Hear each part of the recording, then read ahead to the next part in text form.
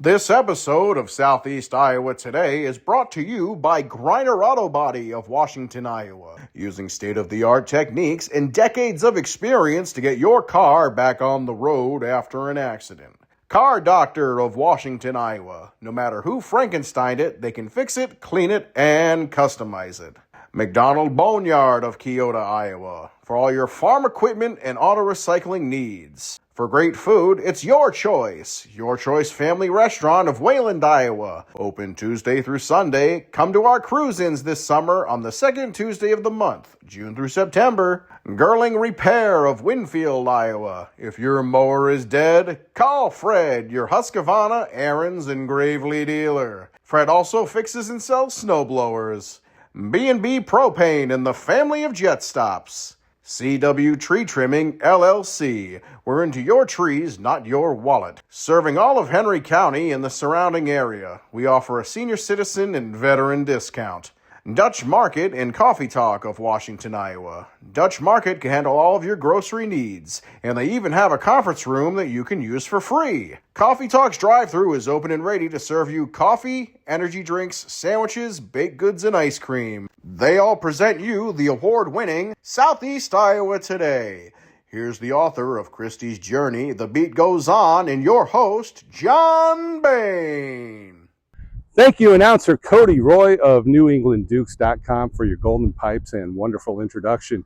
This is the Henry County Sheriff's Office in Henry County, Iowa, in Mount Pleasant, Iowa. And I'm going to go inside and talk to Sheriff Rich McNamee, and we're going to talk about the new hands-free law that takes effect and has taken, by the time you see this, effect July 1st. Let's go on inside. Sheriff Rich McNamee, thanks for being on the podcast again. You've been on before. Yeah. And we're here today in the Sheriff's Office in the training room here in Mount Pleasant, Iowa. And I ran into you at the courthouse today after the Board of Supervisors meeting.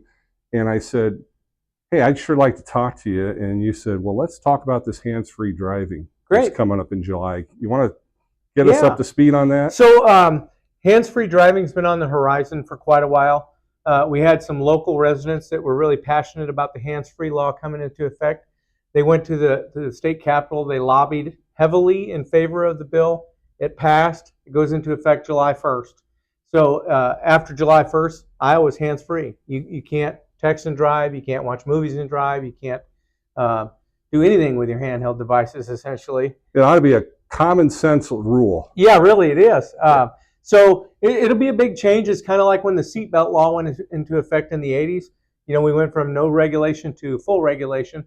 So Iowa's got a grace period from July 1st, 2025 through January 1st, 2026. It's a grace period. That's a huge grace period. Yeah, 6 months of education and warnings to let our public know that it's a law change that they need to pay attention to. I'll probably irritate somebody from saying this, but that's a long time for people to continue to act stupid. It is. It really is. Yeah, it is. But I think the legislature said, hey, this is a huge change for motorists in Iowa.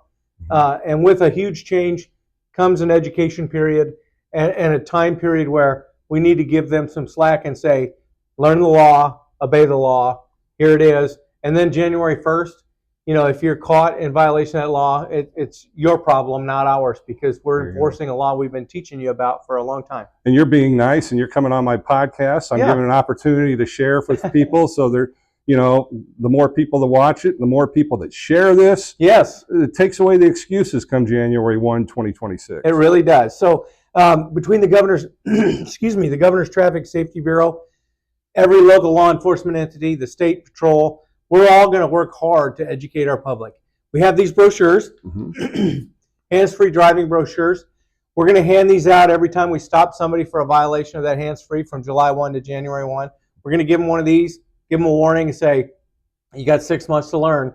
Here, educate yourself and learn the rules of hands-free Iowa and obey it, because come January 1st, that's going to be a citation for you. I mean, that's more than fair. Very fair. Yep. Now, as your law enforcement agencies, when you men and women are out there, and how do you determine? I mean, I know when I'm behind someone that's texting and driving, I think, well, the person in front of me right now is either high on drugs, drunk as a skunk, or they're texting. Yep. And it irritates my wife when I get around them safely, but yet I have to turn and see just what the level of stupid is and what they look like. I always have to. There you are. Yeah. How are you? How do you have the right to pull someone over? Is it because they look impaired? I mean, Well, the way they're I think driving? that's a very obvious sign. Yes, Mhm. obviously, if we see them with a handheld device in their hand while they're going down the road, that's very obvious evidence that we need. Right.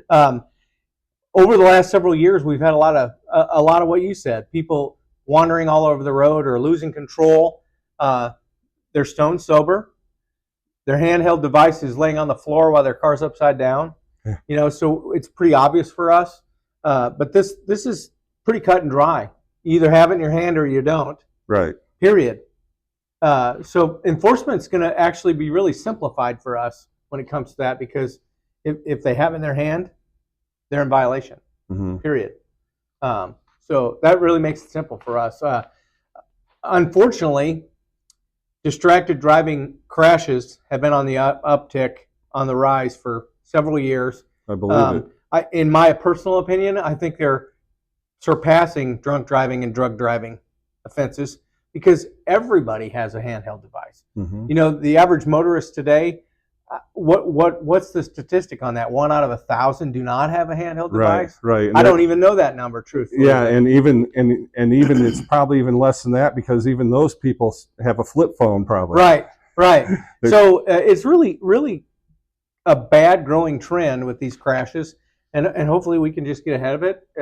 During that education period, we can contact a lot of people and let them know, hey, put it down, pull over if you're going to pull it up.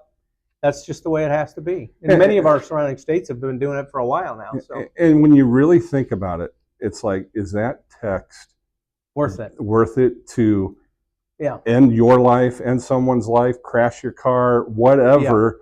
Yeah. And think of all the time that goes into fixing your mistake after it's happened, compared to just wait until you can pull over, or just ignoring it completely until you get home. Well, I've heard something for a few years that's always kind of stuck out in my mind.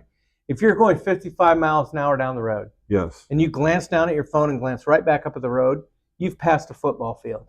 That's 100 yards, folks. Yes. 300 now think feet. about that. Yeah.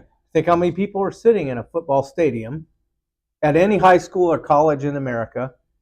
That many people could have been damaged by you because you glanced down because you got a text message. Exactly. You didn't even read it. You just glanced down to see what it was. Right. And you're going that far. Pretty devastating if you think about it. It really Especially is. if you're driving in an urban area with a high population, let alone a gravel or paved road out in the country. Yeah. Yeah. Yeah. And it's just like drinking and driving, or it is being high and driving. Why?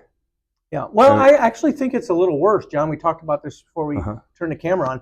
I think essentially drunk drivers or drug drivers are trying to drive properly because they know that they're inebriated or under the influence of a substance. That's a great point. Distracted drivers are sober. I'm sure there's probably intoxicated ones too, but the majority of them are sober, and they're deliberately looking away at their phone rather than trying to concentrate on being as great a driver as they can, because they know they're in the wrong if they're intoxicated. That's so true. And for me, I love to drive. Mm-hmm. And just last year alone, and I'm not exaggerating, I put just over 20,000 miles on my car just doing podcasts. Yep. And it just boggles my mind when I'm out on a road or something, why people aren't embracing the art of driving. Right. I mean, it's such a privilege that we have. Yeah. It's such an underscoring of our freedom to be an American, where we can go anywhere in the continental United States, and if there was a bridge to Hawaii, we could go there in our cars, and the freedom that comes with that. Have the responsibility for your fellow human beings around you, and when you're the driver, be the driver. Right. In 30 plus years of law enforcement, I can say I've seen just about everything behind the wheel that I can imagine. Oh, I bet. Tomorrow there'll probably be something new, but if there is, let's do a podcast. Yeah, for sure. I think in a nutshell, you understated it. It is such a huge privilege. I think a lot of people think that they're entitled to it, but it's a privilege. It's not a right. It's not a constitutional right to drive. It's a privilege to drive. Right. And I think it has huge consequences. In a standard sedan or in a pickup truck, but how about the 80,000-pound semis going down the road? Exactly. You know, they've been restricted on handheld devices for a long time. But imagine if every CMV driver, commercial motor vehicle driver, or semi driver had a free for all.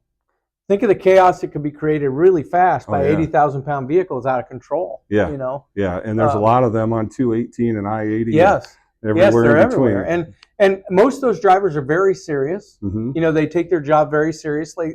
They haul freight from coast to coast and border to border for us so that we can live a life of luxury. Exactly. Whether it's bananas or barbed wire, they haul that stuff everywhere, and they take it seriously. And for the most part, most of those drivers are problem free. We still have happenstance that comes along, but people in our cars and pickup trucks, they really take advantage of that privilege.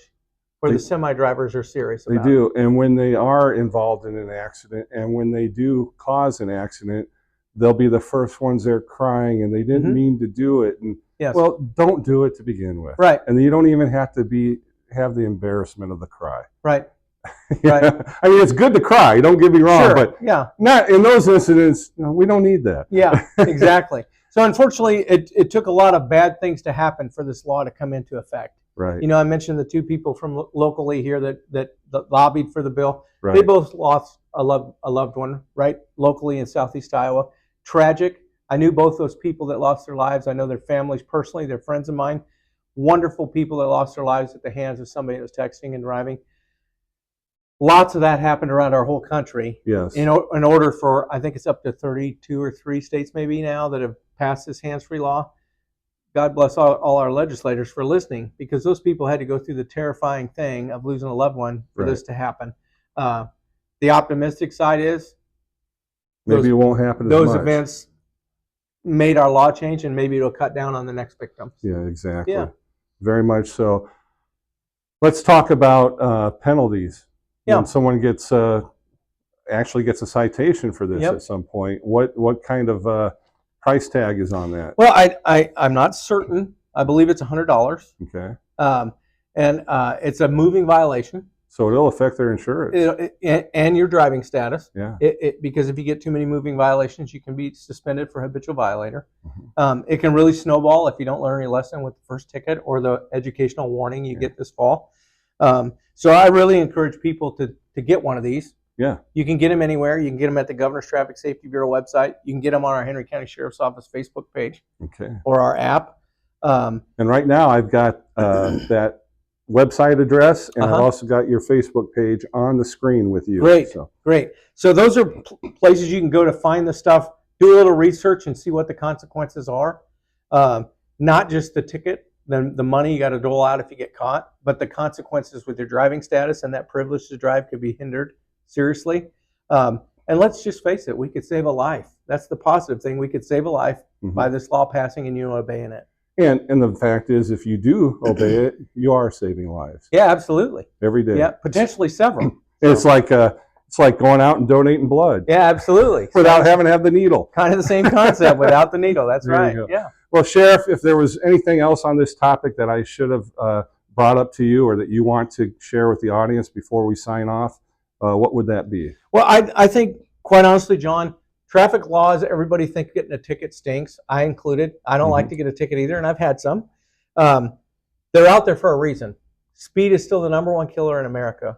Speeding. Everybody hates getting a speeding ticket. They think it's ridiculous. You can't go 15 over. But speed is still the #1 killer of motorists in the United States.